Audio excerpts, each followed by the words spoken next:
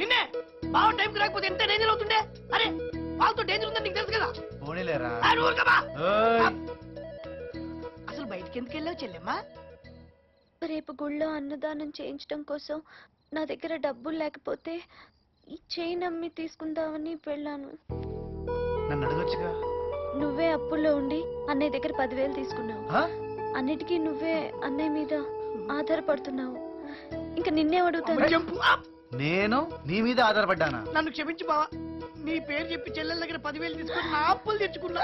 ఆడపిల్లని మోసం చేయడానికి సిగ్గులేదరా? సిగ్గేటండి. మీ ఇద్దరు చేసిన వంటలకు మీ ఇద్దరు చేసిన సేవలకు అదే ఏదైనా హోటల్లో చేస్తుంటే 50,000 పైన సంపాదించేవాడిని. నువ్వు వండితే హోటలే మోస్తావు. నీకేమన్నా కావాలంటే నన్ను అడుగు. ఈ బేవాసిగా అడక్కు.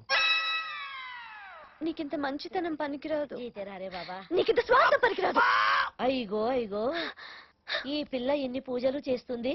ఆ రాముడు ఏమిస్తాడో అనుకున్నాను.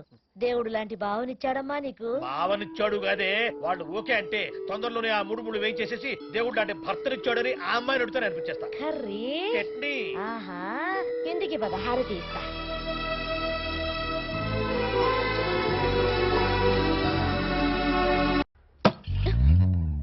హలో. నువ్వెందుకు వచ్చావు ఇక్కడికి? నీ పిలుపు నీ క్వశ్చన్ రెండూ కరెక్ట్ కాదు. మార్చేసి మళ్ళీ అడుగు. ఏం కావాలి సార్? ఈస్ట్ లో ఎంట్రన్స్ ఉంది. నార్త్ వెస్ట్ లో మంచి వెయిట్ ఉంది.